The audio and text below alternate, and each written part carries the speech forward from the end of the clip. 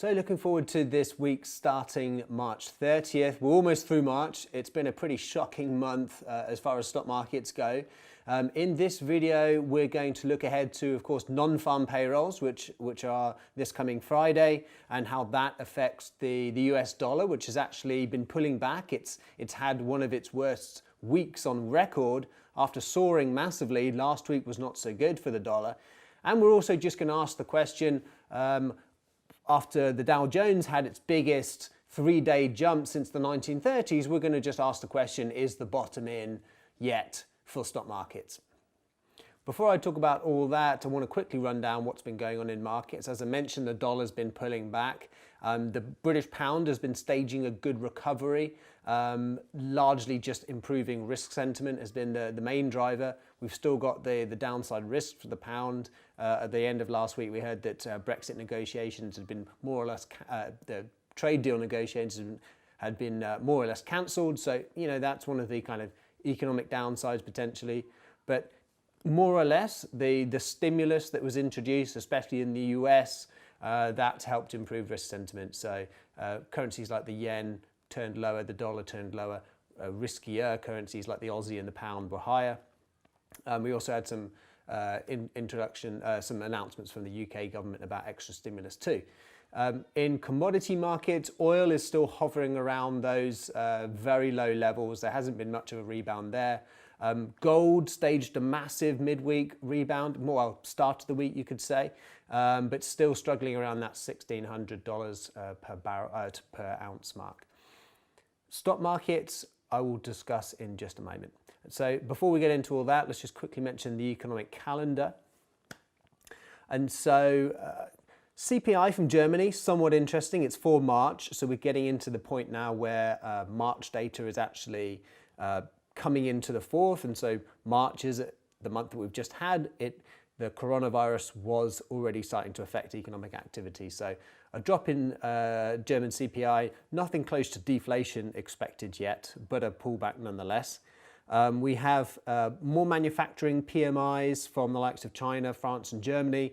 They were all pretty dire from the first readings. We expect more dire numbers this week.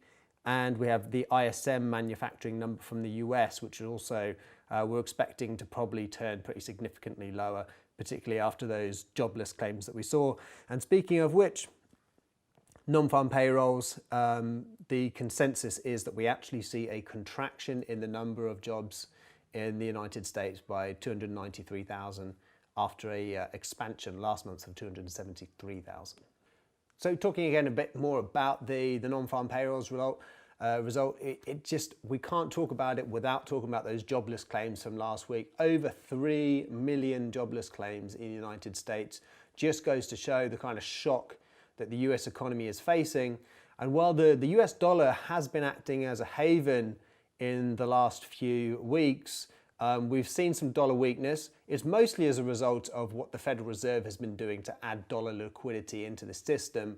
But the fact that we're seeing some very weak economic data from the US is obviously adding to the downside. And I think that will become the case even more so if we see a very bad jobs number here. So we're looking at over 200,000 jobs lost, and that puts an end to this record 100+ month winning streak for the US economy where it's been adding jobs. So obviously quite a milestone and not a good one that we wanted to see.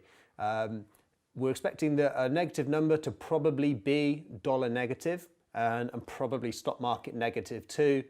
But if we soon after start getting more talk from the Federal Reserve about extra easing measures, it's hard to know where they can even go from here. We've already had massive quantitative easing.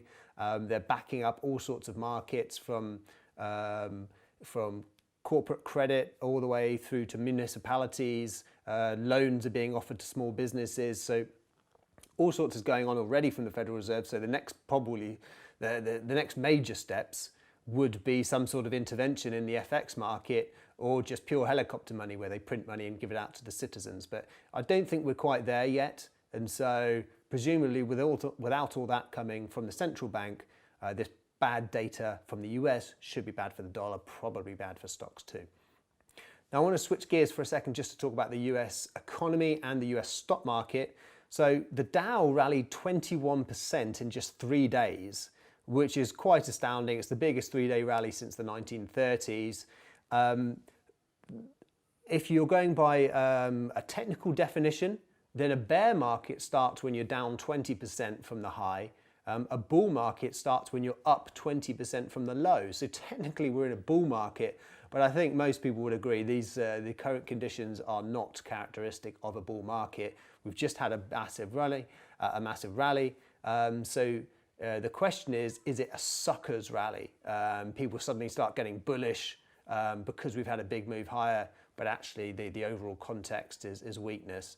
I think probably that is the case, but I suspect we've just got further to go because we have priced in a lot of the bad economic news. And so I think probably the biggest driver going forward will be whether we roll over, will just be the infection rate just not declining in Europe and also in the US.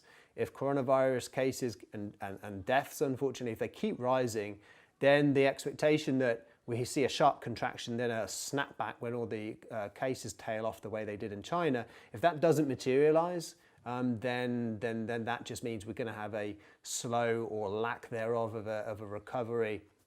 And so at that point, stock markets are going to have to price in a worse case scenario than they have currently. So we're probably looking at a sucker's rally, but it might have further to go in the stock market. My base case is that we do see lower prices from here, but let's hope we retest the lows and hold the lows, in which case we can be a bit more confident about talking about a real bottom having been put in. Right, that's it for the video this week. Thank you very much for tuning in. And if you do enjoy these videos, please make sure to follow LCG on YouTube and social media.